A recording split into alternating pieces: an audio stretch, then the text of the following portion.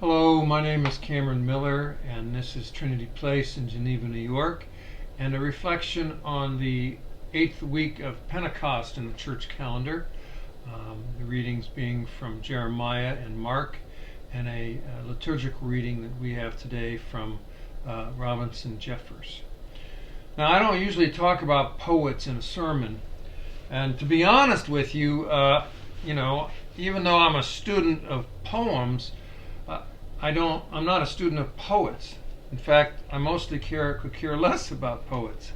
But today I want to start with a brief nod to Robinson Jeffers because he was really kind of like Jeremiah. I've talked about Jeremiah a lot, and in fact Jeff Hottie might tease me that I like to talk about Jeremiah and Isaiah more than Jesus. But the readings for the past couple of weeks, and in the next few as well, put an emphasis on prophets and prophetic mission. Jeffers is an example of a modern prophet, and he's worth noting. He was the son of a Presbyterian minister and who was also a biblical scholar, poor kid. And he himself became a student of medicine, anthropology, literature, classic languages, and forestry. Oh, and he graduated with an undergraduate degree at the age of 18. Now, that is not to say that all prophets have to be brilliant, but that was just one of Jeffers' gifts, if indeed that is a gift.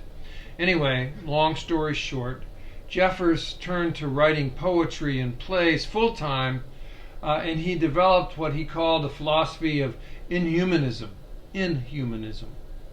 He thought that human beings had been jilted by God because of our obsession with ourselves that has led to so many crimes against nature. So think Jeremiah there, like today, where Jeremiah says, "How terrible it will be for the leaders of Judah who are scattering and destroying my people, says the Lord," from Jeremiah. "They are responsible for the people. So the Lord, the God of Israel, says to them, you have scattered my people and forced them away and not taken care of them. So I will punish you for the evil things you have done." That from Jeremiah. Well, Jeffers' fame and poetry kind of reached its zenith in the decade before World War II, but the extreme patriotism of wartime and the Red Scare following it, he was criticized for being unpatriotic and for his strong denunciation of war and its extreme destruction of nature, let alone humanity.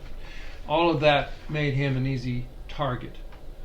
Like Jeremiah, who was thrown down a well and left to die, Jeffers was shunned for his prophetic rage against American imperialism and his philosophical shift from human to not human. He's an example of a modern prophet. The title of that poem that we read today, The Place for No Story, is to say, look at this spectacular natural scene that he describes. It's a place that human presence will only dilute, will only destroy. Stay out, get away, leave it alone. This place is for its own sake, not for human consumption. Well, whether or not you can go along with his non-anthropomorphic philosophy and his God that has not one iota of a human face, or his bitter critique of American imperialism, he is an example of the voice crying in the wilderness. And by wilderness, the Bible does not literally mean nature's emptiness so much as the landscape of human power and the carnage of human power that it leaves everywhere it goes. Any voice that speaks in its midst against the interests of human power will be an endangered voice. We see that playing out in the streets today. And just about everywhere the clash of powers exercises their implements of coercion. So, the prophetic tradition gives us the image of walking upstream, against the traditional exercise of human power, whether that's in the halls of government, banking, commerce, the military, or the church. Jesus stands and teaches in that prophetic tradition. The reading we have from the lectionary today cuts out a huge piece of a larger story that demonstrates Jesus' prophetic nature. You can see in the reading that it skips from verse 34 down to verse 53. But what we see in those missing verses is that a prophet does not bathe in shallow companionship nor seek fame and fortune. In Mark, Jesus is always trying to get away from the crowds and escape to lonely places. In other words, where people are not. Think Robinson Jeffers and the place for no story. Jesus wants to get to a place and do something that will have no story associated with it.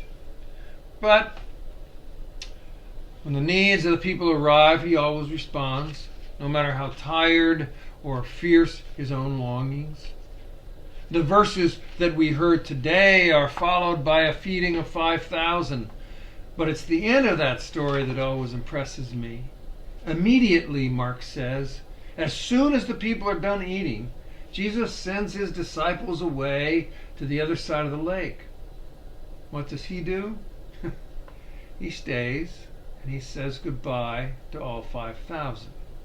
He stays there to send them home one by one before dark to make sure that every last person is addressed. Only then, after everyone is gone, does it say that he met his needs. And what it says literally is, after sending them away, his disciples already gone, he went into the hills to pray. Well, that scene is followed by Jesus walking on water in the dark to catch up with his disciples who are still rowing to the other side. But then the cycle starts all over again. A lonely place gets crowded with people flocking to have their needs met by Jesus. Jesus addressing them the best they can. Jesus teaching them, which is what he came to do. And then finding another lonely place. Now, please don't get me wrong. I am not saying we all have to be Jesus. In fact, that is an awful notion that traditional Christianity has foisted upon us. It's not our task to be Jesus. We're not supposed to be little Jesuses walking around. Our task is to learn from him and to be ourselves. Our task is to learn from him and the other prophets and to become better versions of ourselves.